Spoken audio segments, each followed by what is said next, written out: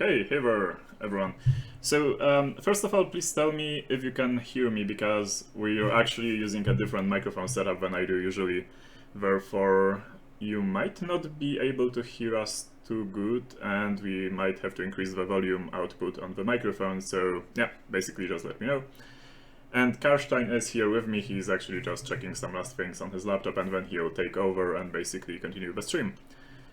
Okay, perfect. Okay, we'll also try to basically talk a little louder than usual, and I'm totally sorry for you being able to hear the desk tapping, because the microphone is still on the desk. I actually need to hang it somewhere, so you will not be able then to hear the tapping, but currently it's still in place, so yeah, I'm sorry about that. Okay, cool. So before I actually go away and let Carstein take over, a couple of random news. First of all, as usual, yeah, if you are interested in security in general or in CTFs, then you totally should check out Live Overflow's channel. It's Live Overflow on YouTube. And yeah, totally check it out. He has uploaded again quite a couple of really interesting videos, so subscribe him.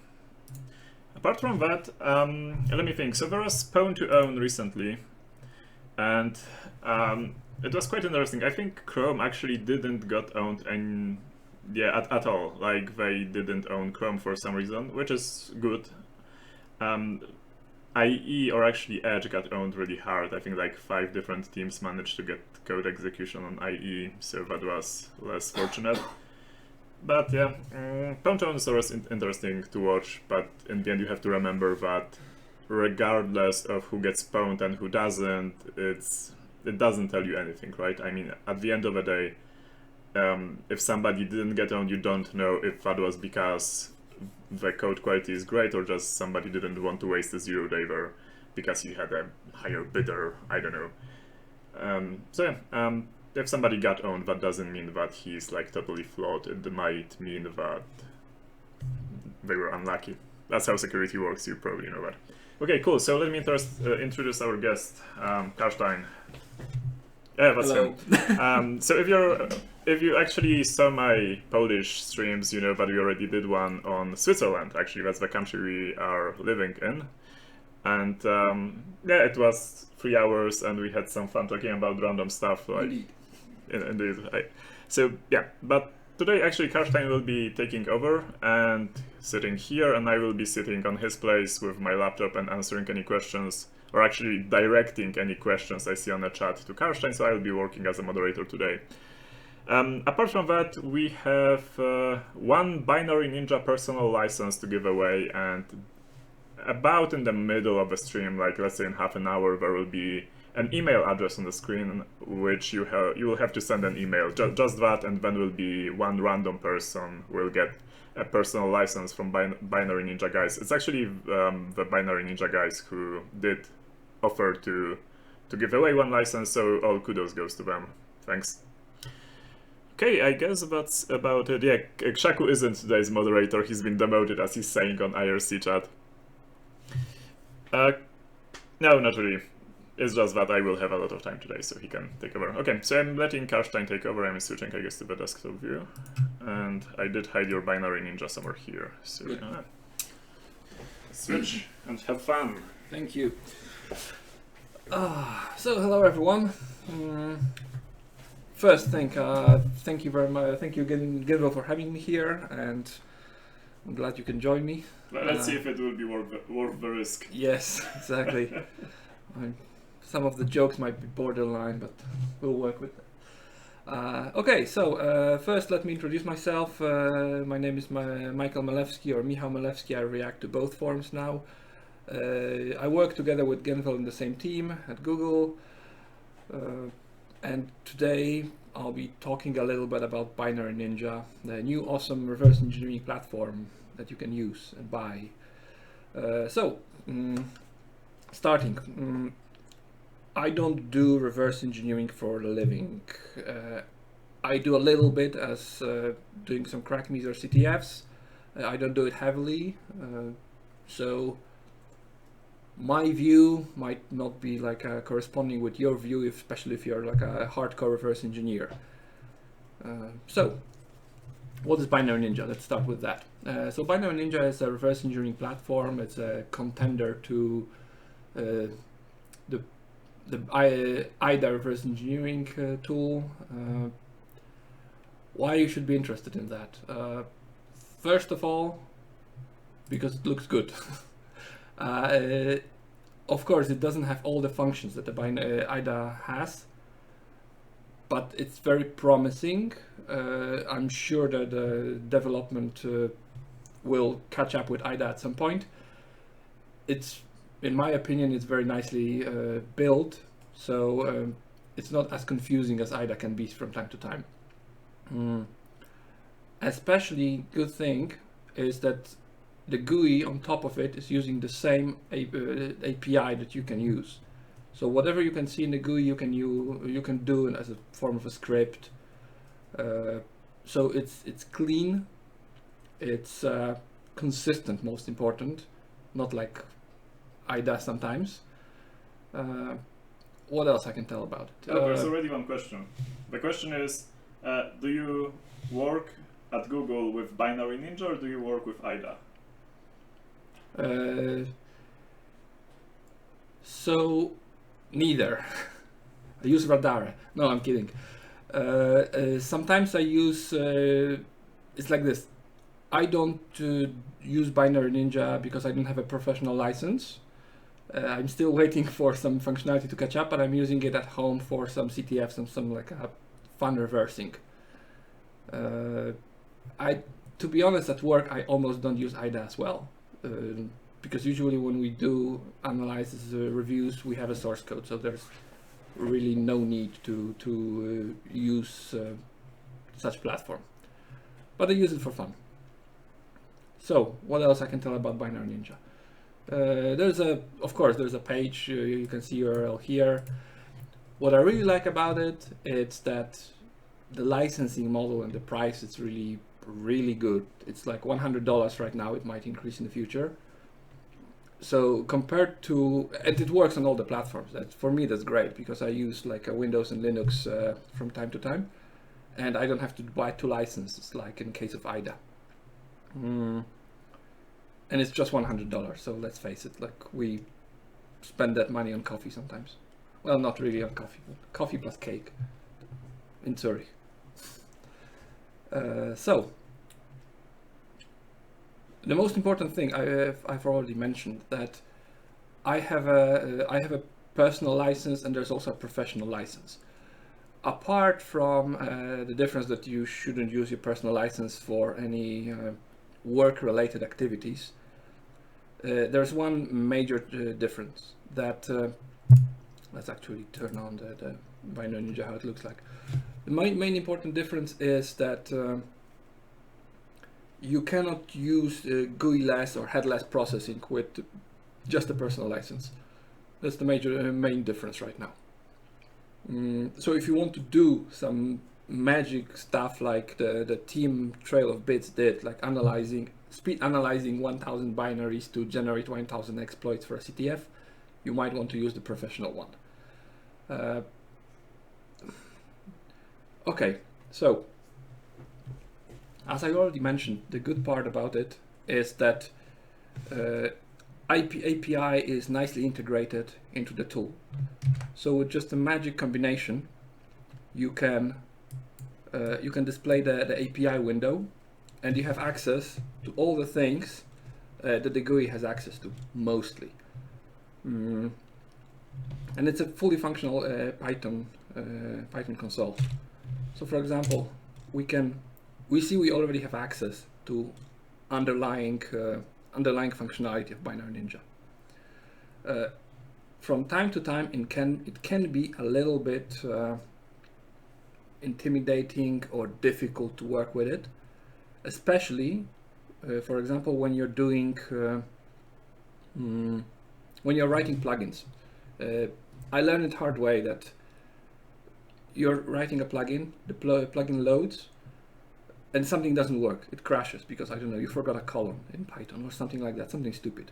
You have to turn off Binary Ninja, you have to turn it again, or reload it manually from the console, and only then it starts after fixing the bug, and like it starts again. Fortunately, Binary Ninja is blazingly fast. So it's not like IDA that loads like for 5 minutes and analyzing the binary.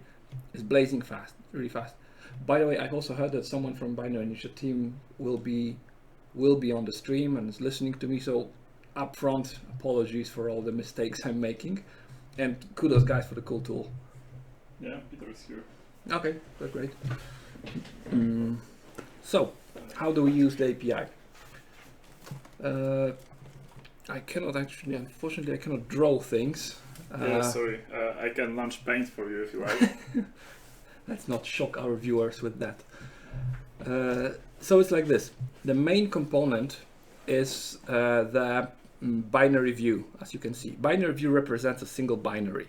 Sorry, to run around I need to find a battery for my laptop. A butter? A battery. A battery. Butter for my laptop would be funny. Yes, so that's a binary view. As you can see, it represents a single binary. It's parsed binary already with analyzes done, and everything is available for you. So, for example, you can see what kind of platform it is. Oh, sorry. So, see, this is like a 36-bit binary. 32 bits binary. Oh, no attribute platform. Let me just quickly check. This is like I apologize for my lack of experience with streaming and a complete improvisation I'm doing right now. I hope you don't mind too much.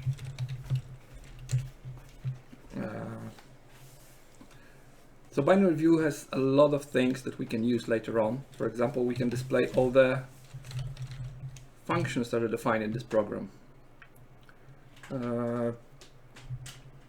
And when we have also, it has a lot of interesting other interesting features, like if I'm not mistaken, we can also check for a given platform what kind of you have the bar probably not being displayed on the. Where is the okay. So minimize the window a little and it should be fine.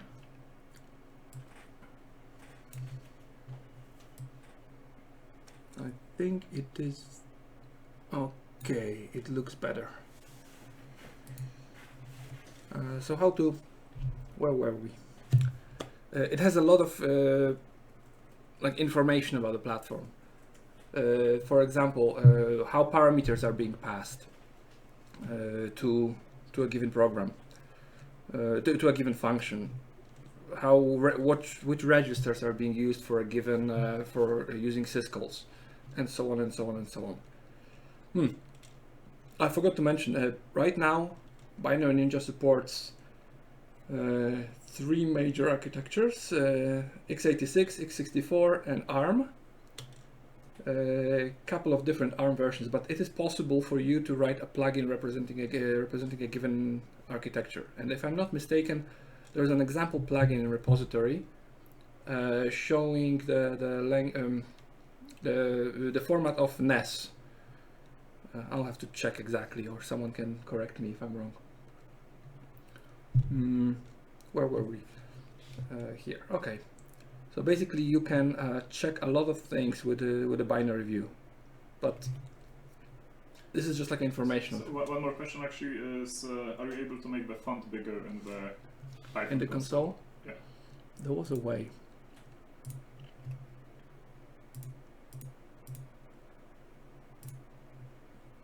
That should be fine. Is it slightly better now? 14 points? It's better, yeah. Okay. What else? Good thing is that for most of the things we have proper documentation. So if you visit by API Binary Ninja, there is automatically generated documentation. It's not 100% complete, as I understand it's a work in progress to annotate everything, but most of the functions are already implemented, are already documented, at least the most commonly used ones. So for example, for this binary view, we can check how well documented it is, and we can see that it's fairly well documented. This is your biggest help when you're developing anything. That and the Binary Ninja Slack channel with the super helpful people.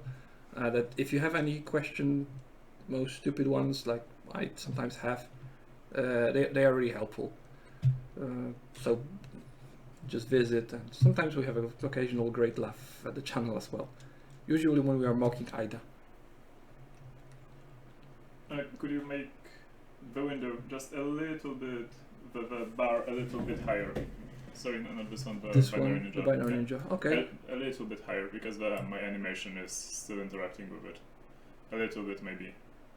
Yeah, okay. That should be fine. Sorry about that. Okay, that's fine. So as I was saying, this is your biggest help here, the documentation. It's really helpful. Or you can use the built-in documentation here, like BV doc. Not the previous one, but although it's, as you can see, it's quite difficult to cram everything in this little window. I can make it slightly bigger. So we were with the binary view. Next important piece, binary view contains all the functions. Also functions you can see here on the left. You can speed jump between them, and you can see how they look like. And also you can access them in a few ways. Because for example, you can do it like this, binary functions, and you give an index.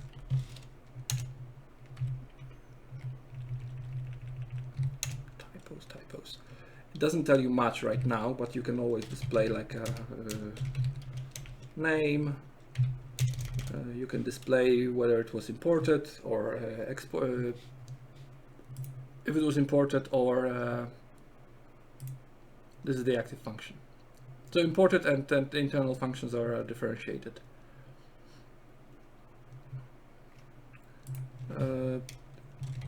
You can always display where it starts, and you can navigate also. Functions have a lot of helper function object has a lot of helper functions that help you navigate through it or do stuff with it. Let me just show it. So you can always get a basic block at a given address, make a block annotations, put comments in the functions. Everything that you can do from the GUI, you can do it from API. Then functions, especially the bigger functions, well, every function, but it makes sense for bigger functions, are divided into blocks. And from the function, actually, two important pieces. If you're using the built-in console, there are a couple of helper functions. Like current function always displays you the function that is visible here. So is it a function, or is it like some magic global variable? It's a magic global variable, if I'm not mistaken. Actually, we can check the type of it.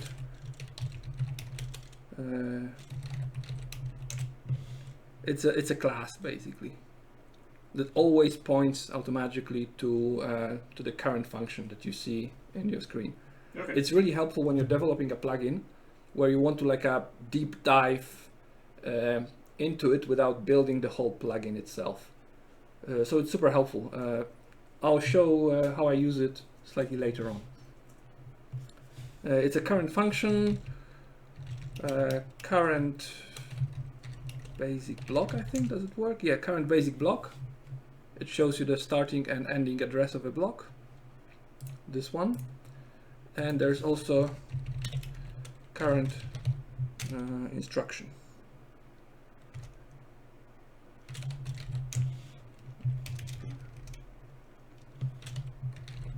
I mistyped it.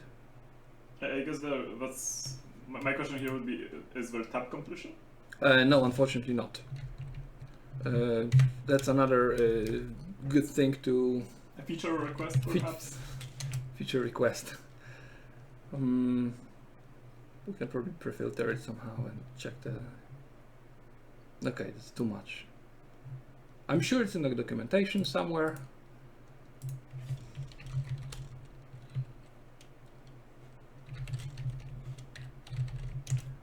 There's a tiny user guide, a developer guide, getting started guide, but there's nothing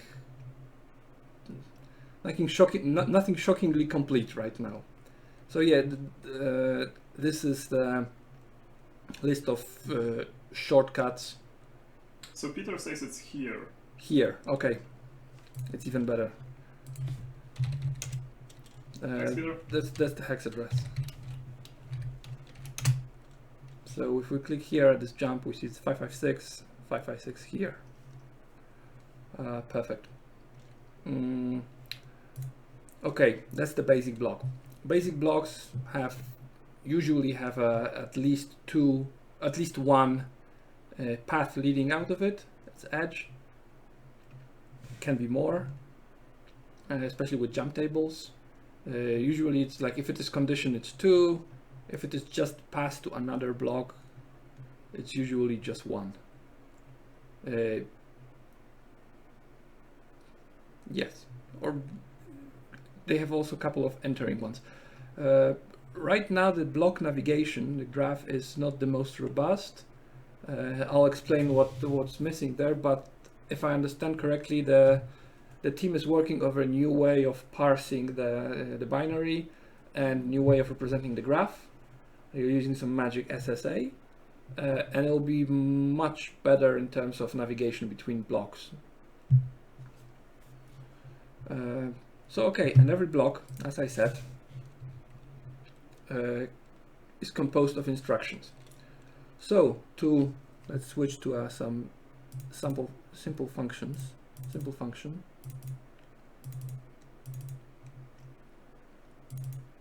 Let's say usage. We can always do it like this. For block in current function, for instruction in block, print instruction.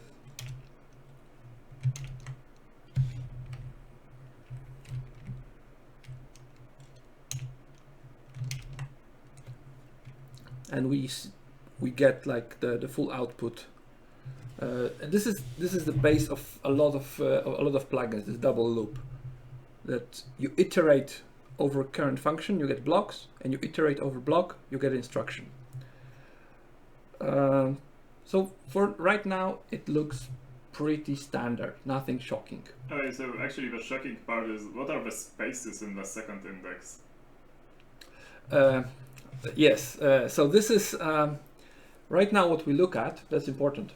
That's like basically like a string view. You see just the instructions, and they are not most convenient for parsing ones. For parsing, because yeah, you see those like at the end you see how many you see the length of the instruction, and how many elements are here. I'm pointing with a finger, obviously. Nothing can see it. No one can see it. Yes, perfect. Do you want a trick? Press Ctrl-Shift-1 and move your mouse. Okay, and now click left with the mouse and you can draw. Ah. And then press Escape to remove this view. Good. You learn something every day. You want to learn something else?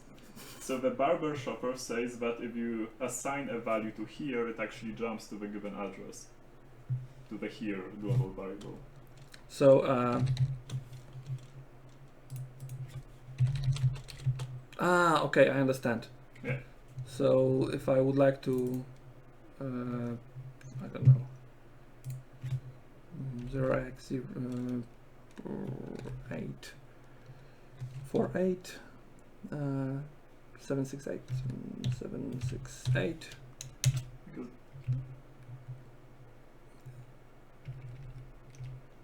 equals 7? Yes, I removed it. Here we move, yes, 6, 4. Okay, That's cool. that's great. And we can probably also highlight it him automatically. So as I was saying, this is not the most not the most convenient way to parse instructions in any way, because right now you can see that let's say we'd like to extract the function of the call to show that we are calling to printf.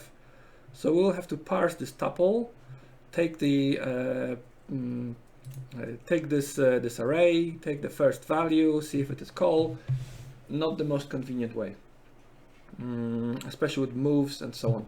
So the guys at Binary Ninja have something they call low-level intermediate language, if I'm not mistaken something. You can switch it here. I don't know. Oh, okay, of course, it's not visible. You can move, like, minimize the window for a second, for example, like make it smaller. I don't think double clicking Works. Yeah, at least that's not the desired effect. So here in the options, is it visible? Yeah, it is. The options. You have a low level. And this isn't. This is. I'm sorry. No problem at all. It takes getting used to, actually, Yes, but you have to remember about these. This is my first stream. Be merciful. Okay, low level. Have we switched to it? Yes, we switched. And it shows you this kind of a different way of presenting things. So you can see that some instructions are annotated just with a push. Some others are more similar to the C language type of assignment. So on the left, obviously, you have the value you're assigning to. On the right, you have the value you're assigning. And operations and the function calls are also properly annotated. Was the best thing about it, it's when you parse it like this for block in current function, low level IL for block in block print I, we get something different. We get a list of instructions in them. Here is just the presentation form, but let's take it. Let's take some instruction. Actually, we can get to instructions immediately using the index. So current function low. It's probably not low level, but I do like the naming. And let's say we want to get this. Let's take some interesting instruction. Number 5 should work like this, and we have a low-level instruction here.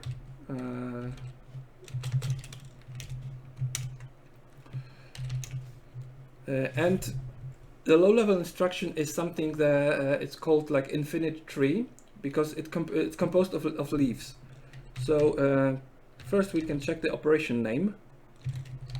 Operation, we see it's a set register, because pretty much that's what the instruction is doing. And we don't have to care about the distinction between load effective address and move and various combinations of moves. And finally, when it will be implemented, moves to of floating points and so on and so on. It's just a set register. And set register has source and destination. And basically it spans into a tree. We see the destination is just a string, it's a register EAX. But that's interesting, what's in the source. So we have a source. It's also intermediate language instruction. And we can see that this is it's the load operation. We're loading something from the memory. And that has, if I'm not mistaken, tokens source left value. This value is 4. Let me check, because I don't remember by heart all the details of all the operations. Mm.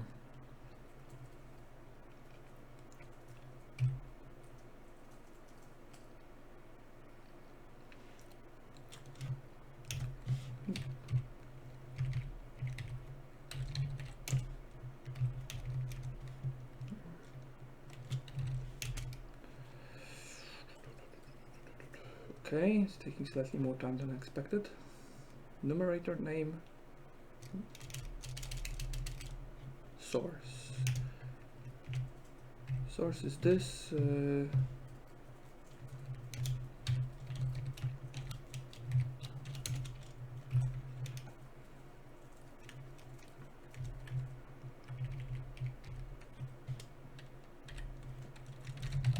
Tokens. Operation. It's a load. Operand source. Yes, source is we see that underlying leaf is just the operation of load. It's not operation of load. It's operation of add. So we can dissect any instruction into subsequent into leaves. Basically, we build it. It's an infinite tree, as I was saying, and this is super great for any kind of analysis you're doing. Because let's say we want to do something with this call printf. Let's get back to. It will be operation number 8.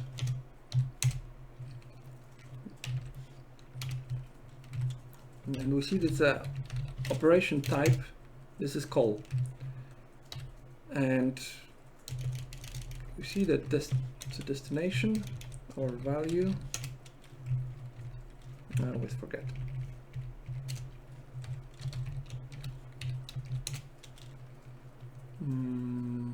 Address.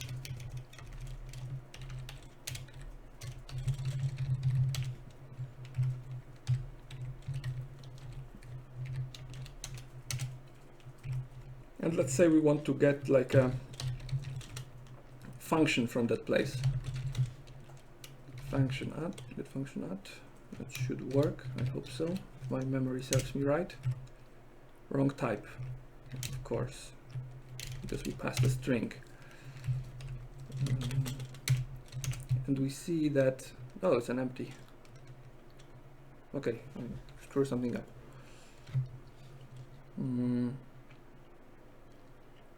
Anyway, regardless, the important part is that using this, you can dissect all the assembly and parse it and check the various operations that are being done in like a uniform manner.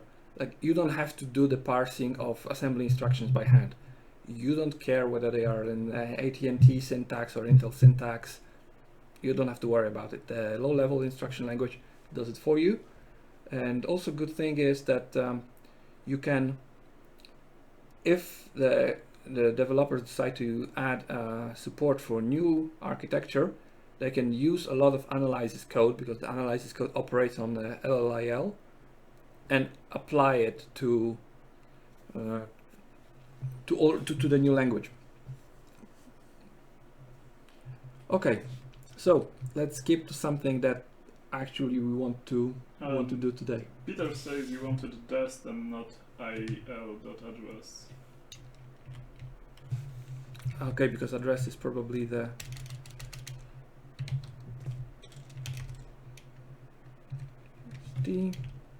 Dest.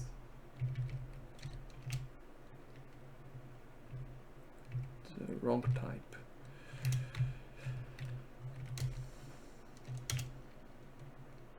Okay, because we want the dest value. We get function at. Yeah, and we get a function that it's showing us to. Thanks, Peter. Thank you. And we can get a name, and we see that actually, yes, this call is calling a printf, as exactly as shown in the view. Okay, so let's actually try to solve some problem. So let's load something that we want. Let's start with something simple.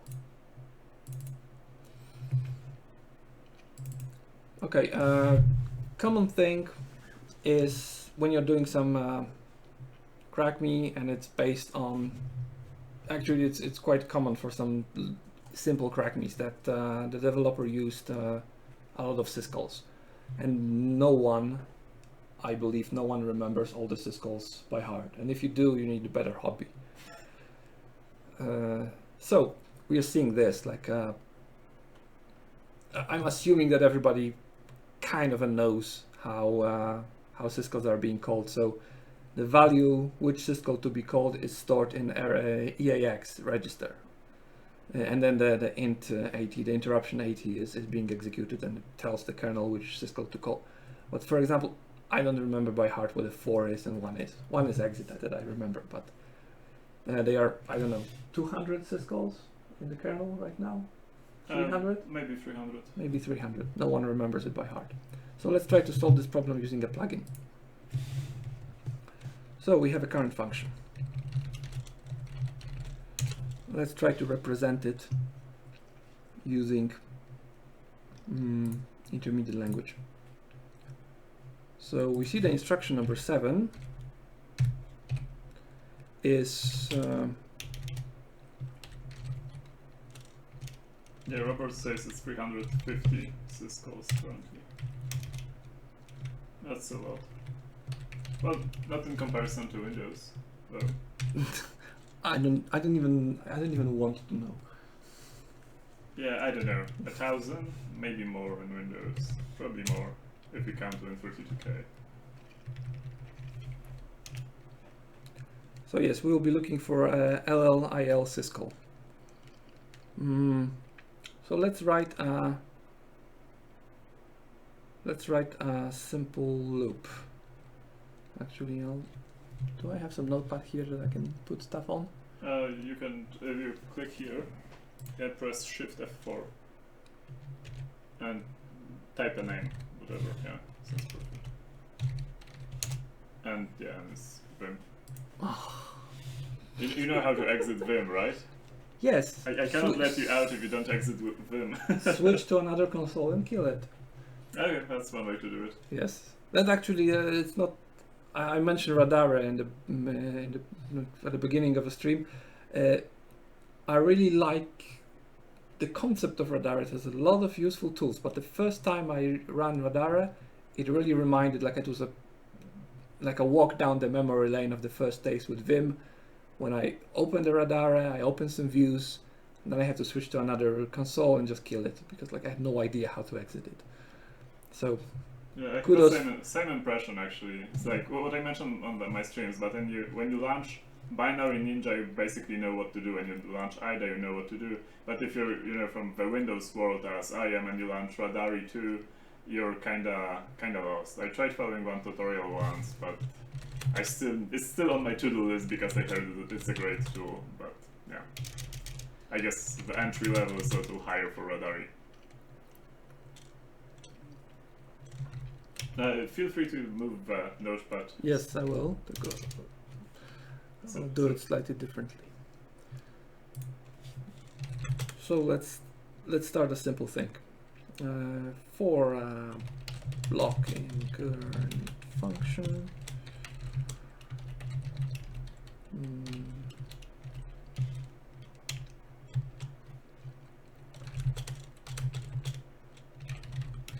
And here let's put the body of it. If name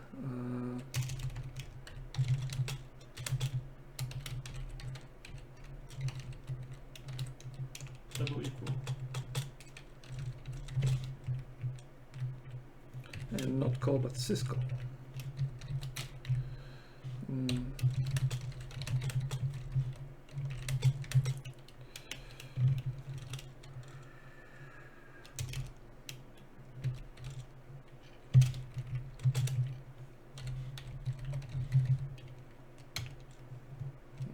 Will it work? Of course not, because I forgot something.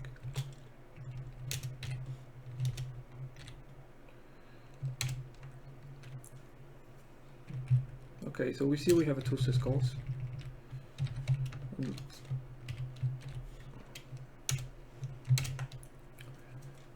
It kind of corresponds what we see on the screen.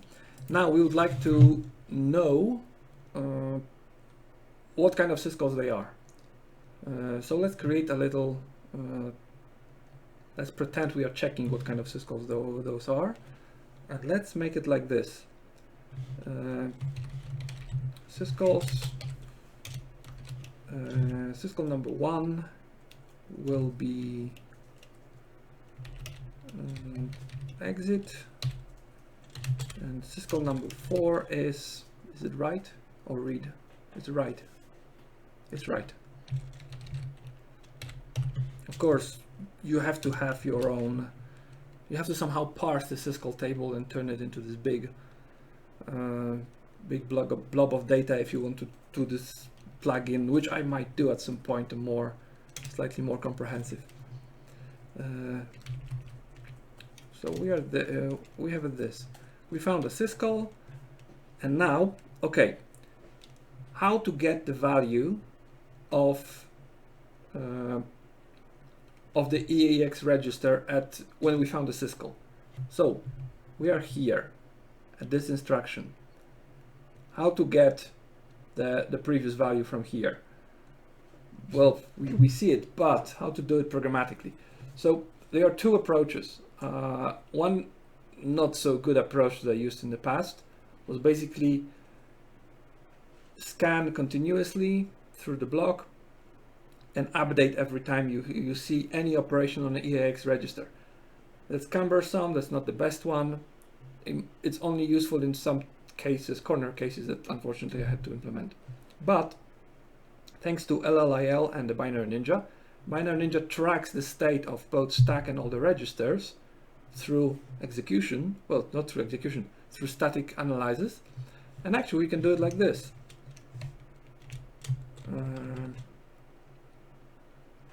It was BV function? Or it was function? Let me actually check the API. Because there is a function to get a state of a given register at any given instruction.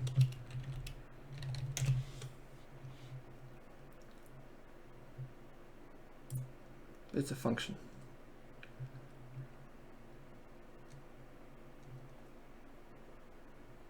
So we can do it like this.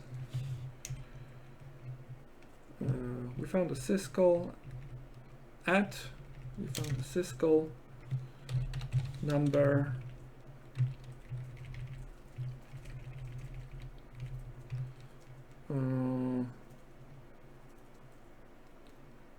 syscall number. Now wait, let's get the number. Current function get, how was it exactly? Get register value.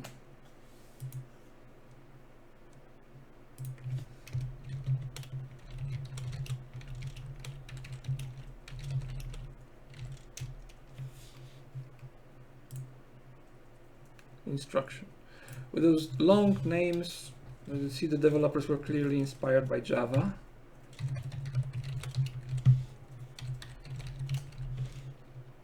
Will it work? Of course not, because instruction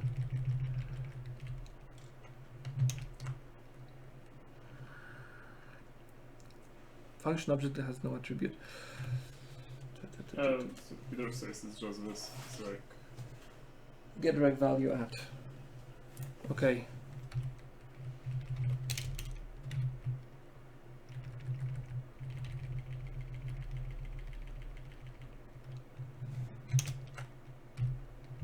Not index. Instruction index. 3 arguments, 2 given. I wanted to do it address and register, of course, because I want to tell what kind of register I'm interested in.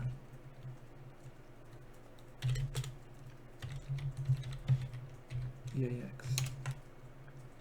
undetermined. I don't even know why.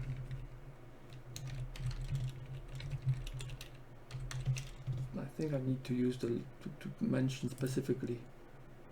You can maybe use the address. At least that's what Peter suggests. Yes. Level instruction. So is it the one on the top? Like the function higher? This one. It's this one. Is it this? Oh, because otherwise you do need to put the address, and this way you can put the index, okay? Yes. Low level IL instruction, okay. That's an easy name to remember. Yes, of course. And we can see that we are already getting the numbers. So let's try to do it in a very, very, very strange way.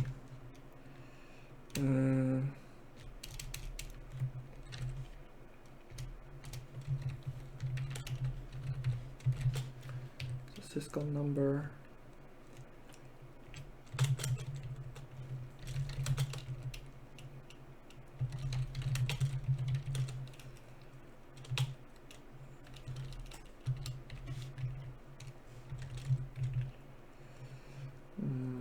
Here we're gonna do it like this. We call it syscalls.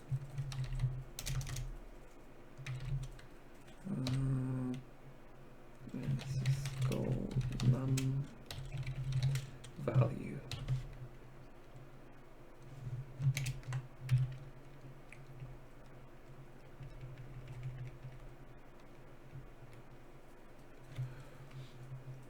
What have I done wrong?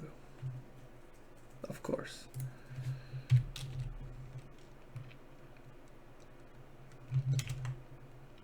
No, it even works.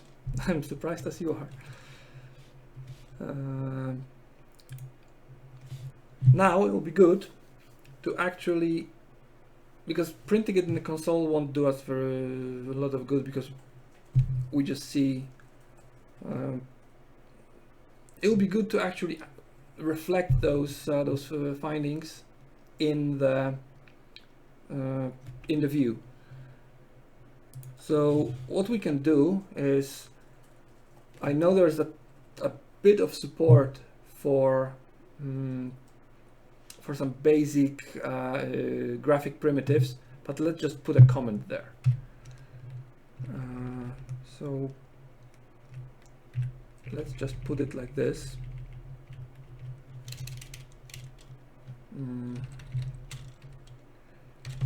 Comment.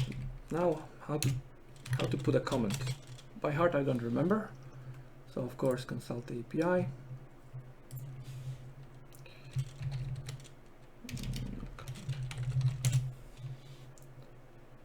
Comment, get comment at set comment. Oh, that's actually easy. On the address. Now it's interesting whether. I'm basically amazed, like after writing some plugins for IDA, I'm basically amazed how the functions are called in a predictable way. Oh yes, some of our friends at Google who come from acquisition that used to write a lot of stuff based on IDA, they expressed the notion that the IDA APIs hold together by prayers and duct tape. So compared to that, this API is like amazingly clean. Yeah, that's true. That being said, I mean, so yeah, I guess there would be required a major overhaul of the whole IDA. Yes. API. It isn't a bad API in the end. I mean, you can do a lot of things with it, and quite cool things as well. Well, maybe not as this cool, but yeah, it would really take like some advantage if it would get some more love and being restructured, renamed. Yeah, maybe someday. At some point. Maybe they even have it by support for 64 bits. Okay. No, there is support for 64 bits. What do you mean? But to have a IDA binary as a 64-bit binary. Oh, that way. Yeah, that's true. Maybe at some point. It's still 32-bit? Yes. Whoa, okay. And the need to put some old Qt binary to run IDA on modern Linux is annoying, let's put it mildly. Okay, for some reason I have wrong, it's Python of course, so indent is all wrong. I don't know why.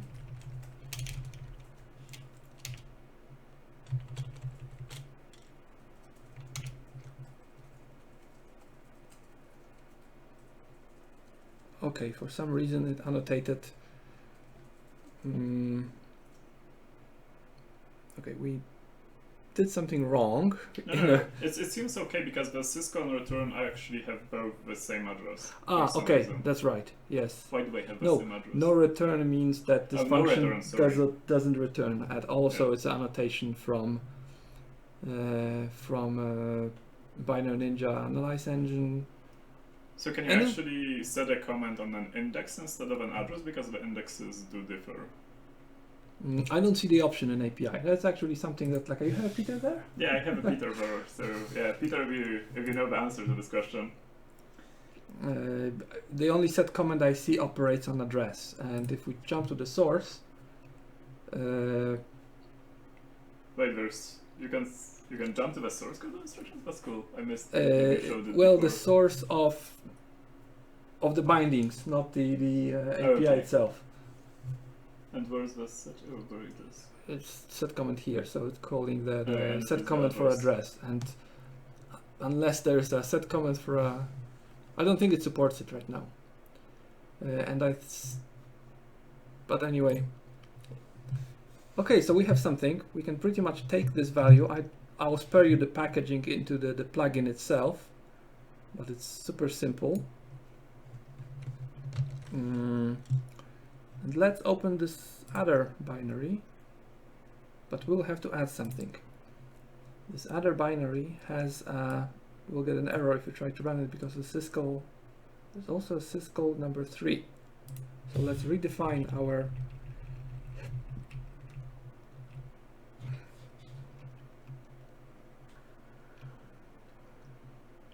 we can try to redefine our syscall table and add another before we one. get there, let's do the email for the personal license. Of course.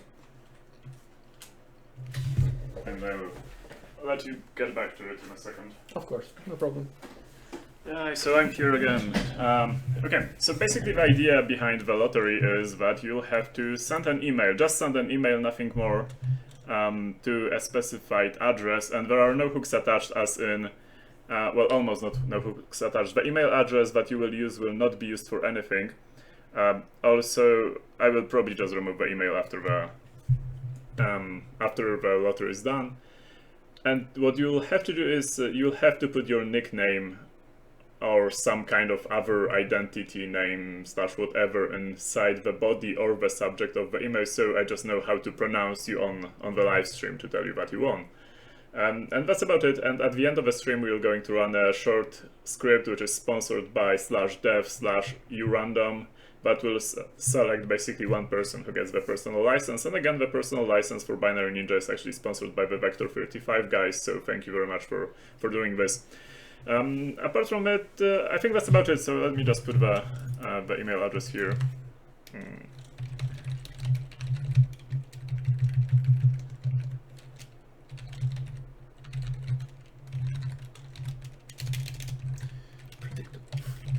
Yeah, the address is predictable. There is no magic in it. Okay, and here it is. Just send an email, send one email per person, please, because my script will otherwise ban you, so, and we wouldn't want that, would we?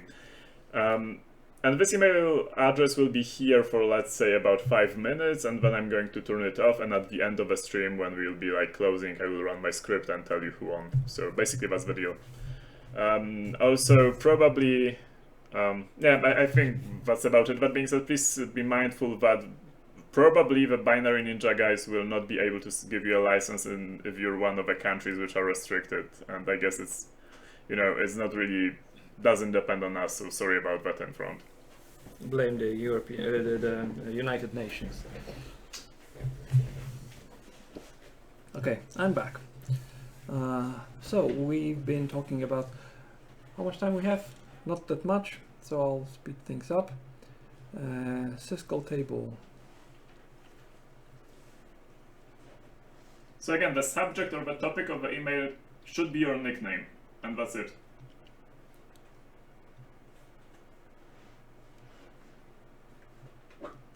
Must have missed it already.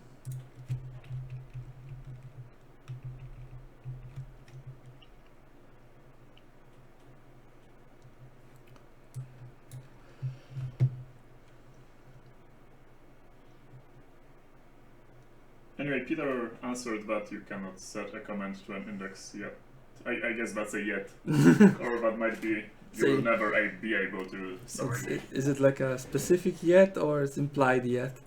It's what I added to his comment. Okay.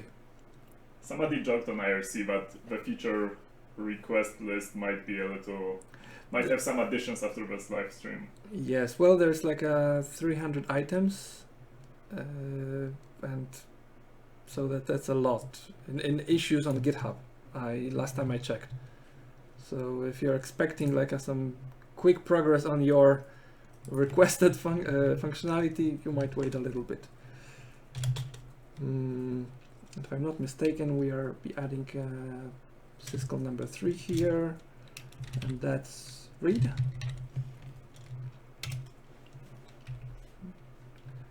Now let's try to apply the same functionality to this binary. Probably something will crash terribly. No, actually it works. I'm not surprised. I'm even more surprised. So it has been annotated that this int is a write because it's 4. This one is read because it's 3, and this one is write as well. This is some super simple cracking. And we have exit here and write here. And actually, because we haven't switched to intermediate language, we only see one, because does not return is just annotation here. If we switch, yeah, we will see it double. So we see that the super simple plugin, like a functionality like this, does fit in what, 6 lines. And it's super simple things you can do with it. Of course, it's slightly more difficult if you would like to, what I've done with one of my plugins, to annotate the parameters here. Because right now there's no easy way to do it, like to fetch from binary ninja, to fetch the last instruction that modified the given register, not to mention the stack. So what I've done basically I've implemented a virtual stack in my own plugin, and I parse it as I go. If someone is more interested in like seeing how it can be done, you can always visit my GitHub. No, can't go, come on. Annotator. No.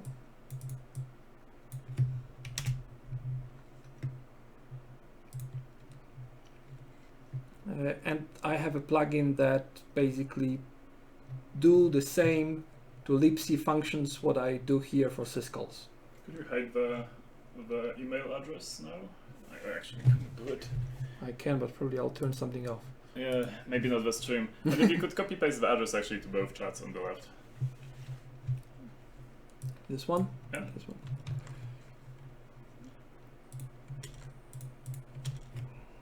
Yeah, and This IRC as well. Shift insert. Shift insert? Yeah. Oh, well. Thank you. Okay.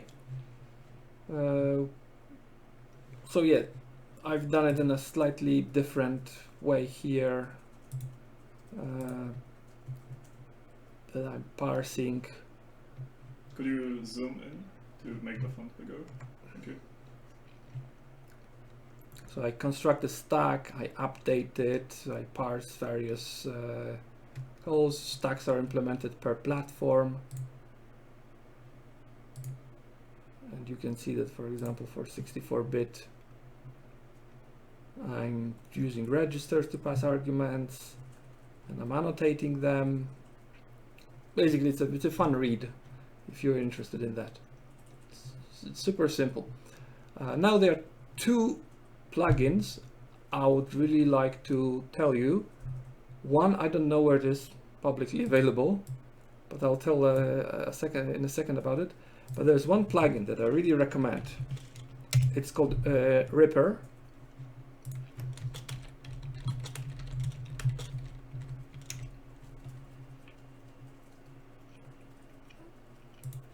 It's by Paul or Pierre Bernat. And what it does is basically you can use Binary Ninja to analyze some binary and then take some function from it, take it away, package it, take it away, and run it in a Unicorn engine for simulation. It's super awesome. There's also a presentation where Pierre is Pierre. Sorry, I keep forgetting. He's showing how he's using it, and using the Binary Ninja low-level intermediate language, he's parsing the code you're passing, and it's like resolving dependencies of external functions, external variables, and so on and so on. Super cool project. The another one was written by engineer from, I forgot the name of the company, but there was a presentation at the latest Infiltrate conference, and there was to track type confusion bugs. So she was using the intermediate language to determine the signs and types of a given operations, and see where the actually the type was changed. And I believe she found like 2 bugs in PHP using that tool. So it's also interesting. So you can do with the API much more advanced stuff that I'm doing here. So I can highly recommend it. I'm still learning the API, and I'm still learning to enjoy it. But it's super awesome, and I'm sure when the new versions of Binary Ninja will be released, especially with the graph navigation, it'll be super awesome tool, and I highly encourage you to try it. And I know that if I'll be doing something serious with reverse engineering, probably I'll be condemned to use IDA for a future, but it will pay off to keep an eye on Binary Ninja, because I'm sure that at some point it will just declass IDA. And pretty much that's all I can show you today. Thank you very much for your attention, and I hope it wasn't that terrible. It's my first time doing the live streaming of any technical issues. In case of any questions, you can always... We have questions. We have questions. Oh. We have questions. I've been noting them. Not a lot though. So can you compare...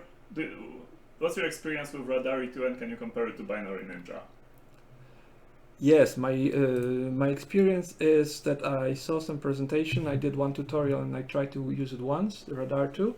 I guess you can switch to first view. Yes, and if you're not the fan of memorizing strange 4-letter commands, I would say that you're better off with Binary Ninja for now. It's just easier to start. I'm sure that the Radar 2 has a lot of use cases where it's more powerful. But I saw someone writing some presentation from one of the CTF's write-ups. What's the onion in German? Zwiebel? Zwiebel, something like that. It's on the YouTube. The guy was using Radar 2, and for me it looked strange. I'm sure you can do the same thing with Binary Ninja and Radar. It's just Radar is much more user-friendly, at least for me. So let's do it like this maybe. If anyone has a good link to some tutorials on Radari 2, then send them to me, to my email address, it's on my blog, or just put it in some comments on YouTube. Because I'm really curious about Radari 2, and it seems there is this entry level which we mentioned, and I'm actually curious if I can, I don't know, spend a week with it and then be able to showcase it a little more than just saying, but oh, we did one tutorial and doesn't work. Or maybe we can actually get somebody from Radari 2 team to come and show. Yes, that would be great. Because I'm sure that it's I don't wish to bash that tool. I'm sure it's very useful and has use cases. It's just the learning curves reminds me of early days of Dwarf Fortress, if anyone played. So you know. It might be because we are noobs, and it's Yes. for professionals. It's professionals, Yeah. probably. Anyway, okay, so... By the way, someone on the IRTS posted a link to the Sign Analysis plugin. It's from Trail of Bits. I'm going to paste it to... Yes, by the way, Trail of Bits, they do a lot of nice tools using Binary Ninja API, and it's where their blog is worth reading because they are publishing and making write-ups on it. So highly recommend the Trail of Bits blog. Okay, next question from Roy. Do you know if it's useful for analyzing both user mode and kernel mode applications, the Binary Ninja tool? So the question, I guess, is I guess you can use it for user mode applications. Can you use it for kernel mode applications? For kernel mode, I remember that the guy responsible for Ripper. I need to check his name because like I feel bad for not remembering. He used it to analyze some Windows kernel. Because there was a CTF challenge in the form of a Windows kernel, and I'm sure he used it to analyze it, the Binary Ninja. And I saw screenshots, so I'm sure it's possible. How useful it is, I've never done it personally, so I don't want to. It'll be hard to comment. Cool. So next question. Okay, that was already answered, I guess. The question was, can you use the console of Binary Ninja to input multiple lines, but you did it during Yes, I this did video, it. It's so, here. yeah. Basically, it's automatic. Every time it detects a colon at the end of the line, it switches to multi-line mode So automatically. it's same like Python console, I guess, Yes, right? it's similar to Python console. It's just like the GUI is it automatically detects that it's multi-line and it switches to multi-line mode. Sweet. Next question. That's actually a good question. Can you, in Python API, right? Can you change the color of a node, Yes, of a block? Yes. you can do it. Okay, because so there's a discussion on IRC whether Binary Ninja has this overview of a function. You know, like IDA has it in a separate window. I usually like just proximity view. no, not in the graph view. Like you have the main graph view and you have a small window that's basically a minimap of. There's no minimap, but you can using control and scroll I'm you going to can. switch here. Sorry, using control and scroll, you can zoom in and zoom out. It's really like a. And that's what we got to basically. And the person was also saying that in x64dbg, you can the blocks are actually colored on based on what they do. If it's like an exit block, for example, it's red, and so on. And that's it's where like this. the question was: can you change the color? You can change the color, highlight the block. Yeah. Okay, but there is no separate minimap view. There's no separate minimap view. Right. Given the current support of graphic primitives, I think it'll be difficult to implement it right now. But I think it's entirely possible to make it happen. Yeah. I actually find it useful in IDA since I just take it on another display and like make it full screen. It's great, especially if your function is like humongous, right? Yes. Here the zoom in, zoom out. Okay. My experience with IDA is that it's really slow and clunky and doesn't work that great. So they need this minimap. Here it's like I zoom in and zoom out if I need to. And another comment is from Peter about this line. Yes. And you can actually do it this way. I think you would have to type it so the viewers can see it as well. Because right now I'm taking the operation name and comparing it to syscall. But Peter says that I can do it like this, remove the name and compare it not to string, but compare it to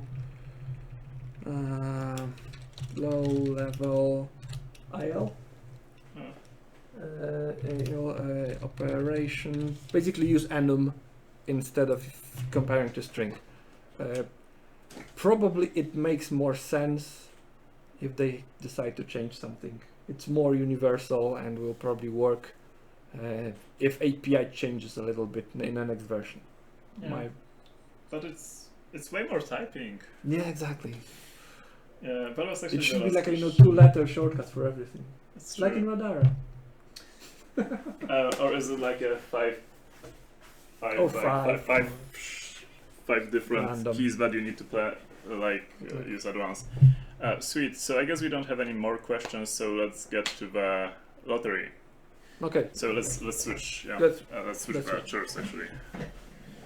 So again, thank you for doing this. Oh, no, my pleasure, and I hope it wasn't as horrible as I think it was.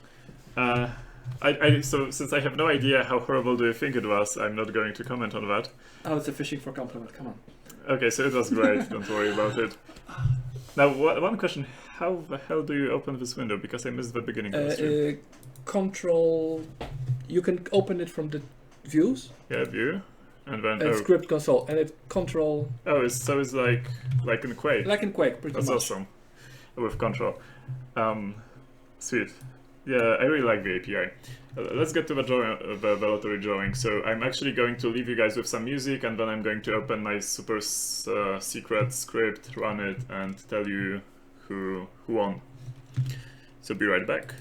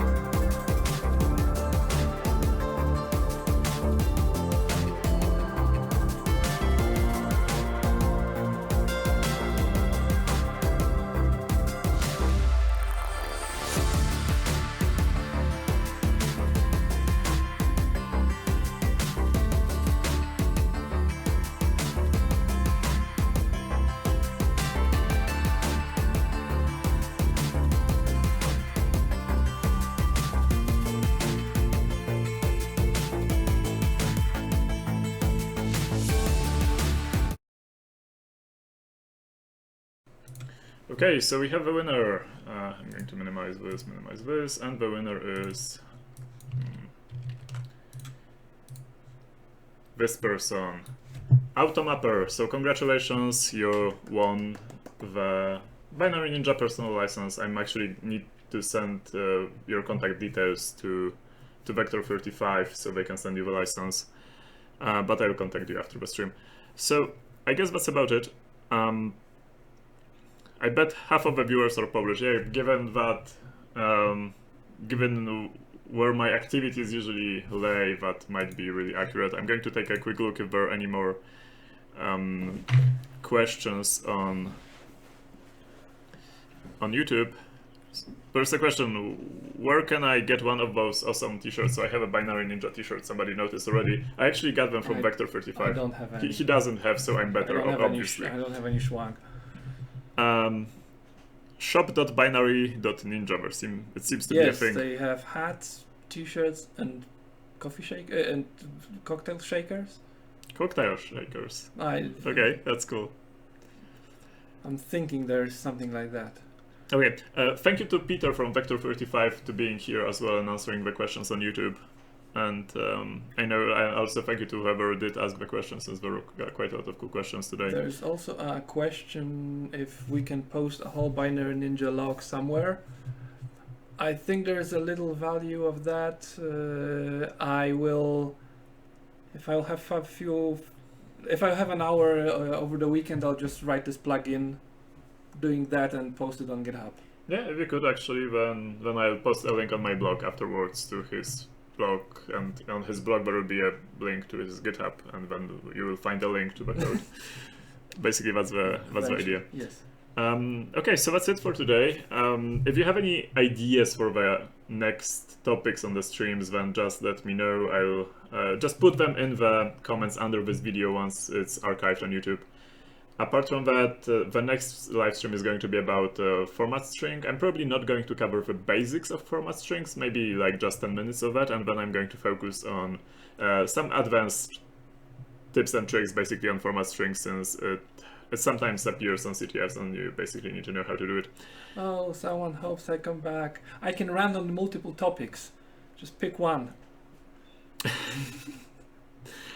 Yeah, so we can totally do another stream someday in the future. Actually, Carstein is like, he lives rather nearby, so it's quite easy for us to make streams together. Will I start screaming on my... Screaming? Can you start screaming? No, please don't. Scream every night. Streaming on my own? Probably not. Like, sorry guys, but I don't have a camera. I have two, I can let him.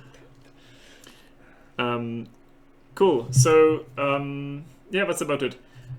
If you have any questions later on, just post them under this video. And I guess if you're going to the Insomniac CTF this week, actually it's Friday, both the conference and the CTF, and best of luck to you. Our team, Dragon Sector, will be there.